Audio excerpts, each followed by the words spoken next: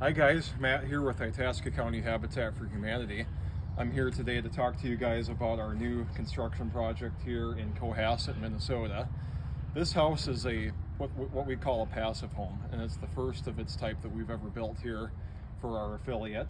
So talking a little bit about this house, this is a 38 by 34 foot house. It's a 3-bedroom, 2-bathroom home. Pretty typical size for what we build for habitat homes in the area. Some key things that make this house different from the other ones that we've built in the past. Starting with our slab of the house here, what you would typically do in slab preparation to insulate it is you would do 2 inches of rigid foam for underneath your slab, over your footings and everything before it gets poured, and also for your perimeter. But on this house actually gets 4 inches of rigid foam underneath the slab and around the perimeter. And what that'll do, that'll allow for about twice as much heat retention in the slab during the winter months and a lot less heat loss in return.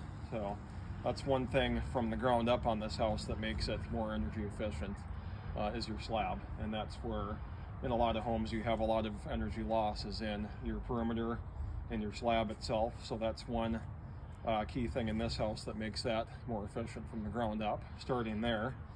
Moving on up, going on to the framing of the house, what we did here is we're actually building this house with 2x10 wall studs for our exterior.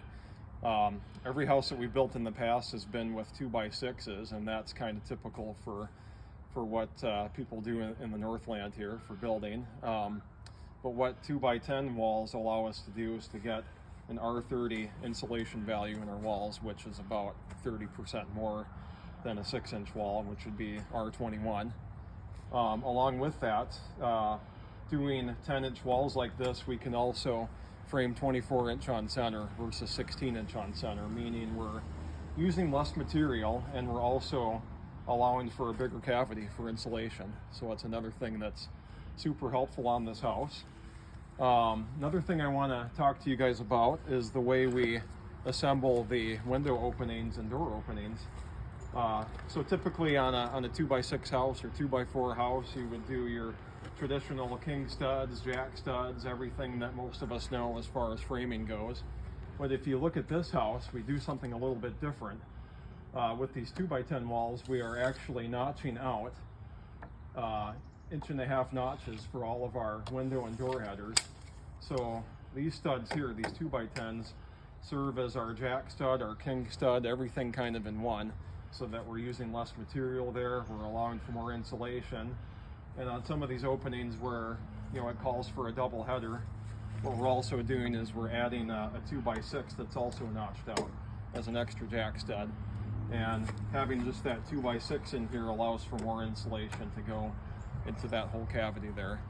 So that's where you can kind of mix and match a little bit on some different framing stud members that you can use to support pieces, to also allow for more insulation.